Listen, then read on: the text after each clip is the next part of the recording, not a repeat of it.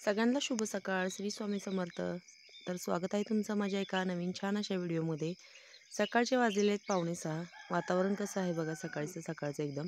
आमच्या कोंबड्यांना पहाटे 4 वाजल्यापासून म्हणजे कोंबडे जे बाग देत असतात तेव्हापासून जागा म्हणजे आलेली असते. पण कंटाळा येतो लवकर उठायचा, कारण आमच्याकडे लाईट जाते पहाटे 5 वाजता. मग अंधार असतो सगळीकडे. मग एक 5:45 5:30 5:45पर्यंत उठायचं. तर असं आहे सकाळचं छान गावाकडचं वातावरण. सगळ्या पक्ष्यांचा आवाज, आमच्या कोंबड्यांचा आवाज. शेळ्या तेवढ्या आमच्या शांत बसलेल्या असतात. तर दाखवते मी तुम्हाला. तिकडे शेळ्या बसल्यात छान अशा. आता आमची चालू झालेली आहे झाडलोट. आता आधी सगळीकडे धूर करून घेते. रोजचंच तुम्हाला माहिती आहे आमच्याकडे मच्छर खूप आहेत, माश्या चावतात गायींला वगैरे. म्हणून आधी मी सकाळी उठलं की हे करते, धूर करून घेते. त्याच्यावर टाकायचा कडुलिंबाचा पाला, म्हणजे जास्त डास चावत नाहीत. तर आता काय करतो, आधी शेळ्यांची झाडलोट करून घेतो. मग बाकीच्या कामाला सुरुवात करायची. घरातली कामं 10-1 वाजेपर्यंत उरकली की नंतर मग शेळ्यांना वैरण आणायची असते, शेवरी वगैरे जाऊन.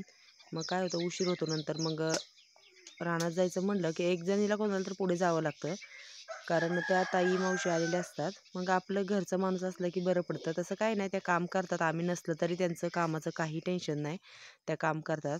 मग तिकडची झाडलोट, भांडी घासून आम्ही आलो आहोत शेळ्यांच्या ह्याच्यात झाडू मारायला.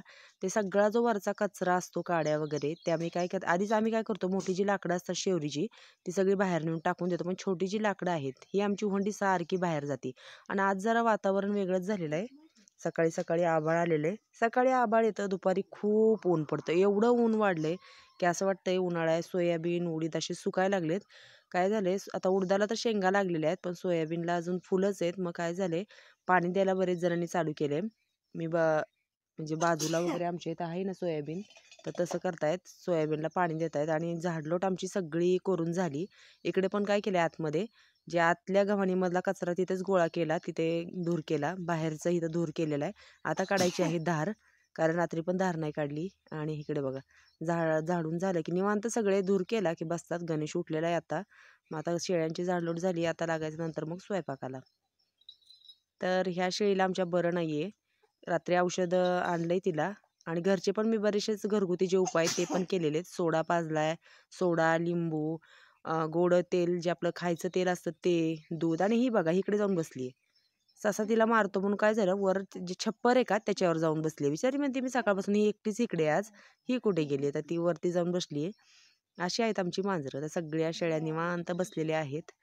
आता आत्या गेल्या तिकडे तांबे आणायला, कारण धार काढायची. आम्हाला रात्री धार नाही काढलेली. आल्या आत्या तांबे घेऊन, धार काढून घेतो आणि मग लागायचं स्वयंपाकाला. कारण आज एक ताई येणार नाही आहेत, कारण त्यांचं पण रानात का म्हणजे त्यांचं ना मूग काढायला आलाय, त्याच्यामुळे त्या काही येणार नाही. मग फक्त एक ताई, इंदू मावशी, मग आम्ही दोघी. मला तर सारखं शेरडांना खायला आणायचं, टाकायचं, गोळा करायचं, पाणी दाखवायचं, त्याच्यामुळे खूप गोंधळ होतो. तर काय करावं लागतं, एक शेळी तिला धरावं लागते आणि मग आत्या धार काढतील. आता काय झाले, बऱ्याचशाच आमच्या म्हणजे दोघी तर त्यांना बहुतेक आता लवकर 1 महिन्यात तरी पिल्लं होतील, म्हणजे 15 दिवसात. बाकीच्या काय 1 दिवाळीपर्यंत होतील. दोघी खूप, ती पलीकडे बसली आहे ना, तिला होणार आहे पिल्लू, म्हणजे एक लवकर. रात्री काय झालं, धार काढली ना, मग आत्या म्हणल्या चला आता धार काढून घेऊ. मग परत काय होतं, सारखं आतमध्ये ये जा करावी लागते. मग एकदा धार काढून झाली की ह्यांच्यातलं परत डायरेक्ट 11 असंच आत यायचं भुसकट टाकायला. आमची हुंडी ऐकत नाही, सारखी बाहेर जाते. मगाशी कसं तरी हाकललं आणि तिची ती 2 पिल्लं, आता एकच गेले मागे. हे असं बाहेर जाण्यात. आणि तिकडे ती शेळी आमची जाऊन तिने तांदूळ खाल्लेलं, तेच आम्हाला कोणाला माहीत नाही. ह्या गोंधळात ती शेळी आजारी पडली आहे. तिने काय केलं, जे आम्ही कोंबड्यांना तांदूळ आणून ठेवलेत आतल्या रूममध्ये, ते तिने जाऊन खाल्लेत. त्याच्यामुळे ना तिचं पोट फुगलं आहे. आणि इकडे आत्याने लावले ते कारल्याचे बी. तर छान कारल्याचे वेल असे 2 उगवलेत. इथं काय झाले, ड्रीप थोडंसं पाणी पडत नाही, त्यामुळे सुकतात. मी काल त्याला पाणी घातले, नंतर तारेवर चढवायचे. तेवढेच आपले म्हणजे खाण्यापुरतं तरी हे होईल, आपल्याला घरी खाण्यापुरती कारली होतील. तर आता झाले का बघूया आपण आत्याची धार काढून, आणि गेट बंद करून टाकूया. नाही तर सारखंच हे बाहेर येणार, आत आपण हाकलायचा, असा गोंधळ होतो. तर बघूया. तर एकीची राहिली आहे, तर काढून घेतील आत्या हिची. शेळीच्या दुधाचा चहा खूप छान होतो. पहिल्यांदा मला पण घाणच वाटायची, वास येतो का काय असं वाटायचं, पण नाही. आता मला काय होतं, विकतचं जे दूध असतं किंवा गाईच्या दुधाचा चहा मला प्यायला आवडत नाही, पण एवढा छान मस्त असा शेळीच्या दुधाचा चहा होतो. खरंच एकदा गावाला खरी ही मजा असती. मस्त असा शेळीच्या दुधाचा चहा करायचा, छान चुलीवरचा, खूप भारी वाटतं. तर झालं आता सगळं ह्यांचं. जातो आम्ही बाहेर, पुढची कामं आहेत, घरातली कामं उरकून. रानामध्ये राहिले टॅमॅटो खुरपायची. आता टॅमॅटो आमची 2 दिवसात तर होतील आणि मला उरकून जायचं आहे बाजारला. सोमवारचा बाजार आहे मालवणीचा, तिकडे मला जायचं आहे टॅमॅटो घेऊन. एक 3-4 कॅरेट काढेल मी आणि दुपारनंतर जाणार, कारण तो बाजार दुपारनंतरच हे होतो. तर बरेच जणांच्या कमेंट असतात की तुमचं खूप छान असं म्हणजे हे जीवन म्हणजे जे आहे गावाकडचं जीवन, ते क्वचित जणांनाच असं जगायला मिळतं. तर सगळ्यांना धन्यवाद. खूप छान छान अशा कमेंट्स असतात, ताई तू छान व्हिडिओ करती, अशाच व्हिडिओ करत जा, मोठ्या व्हिडिओ करत जा. त्याच्यासाठीच मी तुमच्यासाठीच वेळ काढून ही व्हिडिओ बनवते आहे. आणि नंतर 10 वाजता आल्या त्या दोघीजणी. आधी म्हटलं टॅमॅटो काढून घेऊ, कारण मला मग उशीर होईल, मग तुम्ही जा खुरपायला, मी बाकीची कामं करून घेते. आधी काय केलं आत्यानी, आत्यानी सकाळी छान असं इकडे सारवून घेतलेलं आहे. सकाळी लवकर उठून आत्यानी सारवलं. आधी रात्री ते तुम्हाला मी दाखवलंच व्हिडिओमध्ये, अर्धं सारवलेलं होतं. आणि इकडे मी डाळ शिजत घातली आहे टॅमॅटो टाकून. तर काय झालं, आत्या तिकडे हे करतायत, टॅमॅटो काढतायत, द्यायचेत. आमच्या गावात पंगत आहे, तिकडे ते टॅमॅटो द्यायचेत. तर मग आमच्या आत्यांची साडी कशी वाटली ते मला नक्की कमेंटमध्ये सांगा. छान अशी आत्यानी सोमवारमुळे मस्त छान पांढरी साडी घातली, त्याच्यावर छान गुलाबी निळे असे हे आहेत, चौकोन आहेत.